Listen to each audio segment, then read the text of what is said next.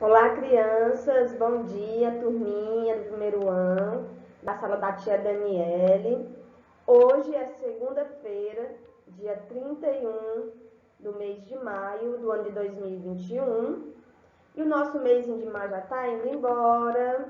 Vamos dar tchauzinho pro mês. E vai iniciar um mês de muitas coisas gostosas, de brincadeiras, de danças. Quem aí sabe? Nós estamos falando do mês de junho, que é comemorado as festas juninas. E hoje, o nosso eixo leitor, tá maravilhosa a nossa leitura.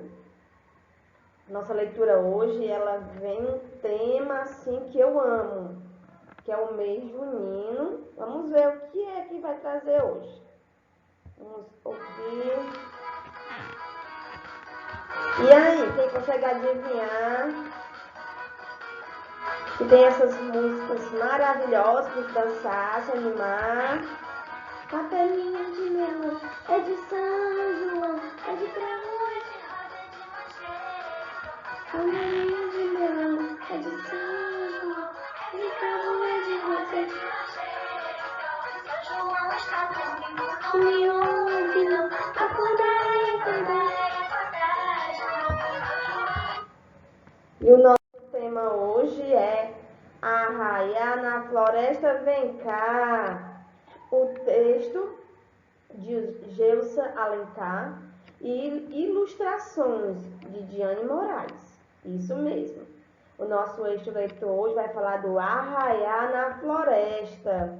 Vamos prestar atenção no nosso eixo leitor de hoje. A nossa contracapa. E agora, o mês de junho chegou e na floresta vem cá, os bichos se reuniram para planejar o arraiá. Decidiram que o castor, por entender de madeira, ficaria combinado que iria fazer a fogueira.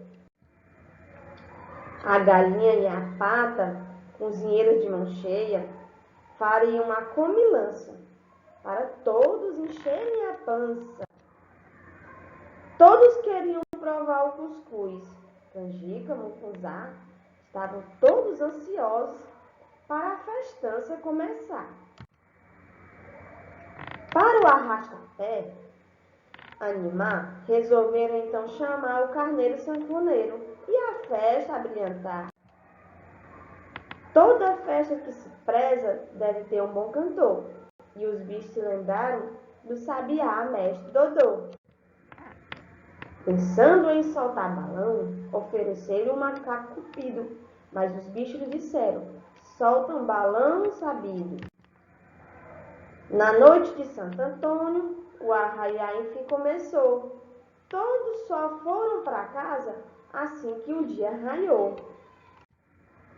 Dona Cabrita chegou juntamente com o pavão. Os dois vestidos de chita causaram aquela admiração. Por prezarem a amizade, divertiram-se de montão.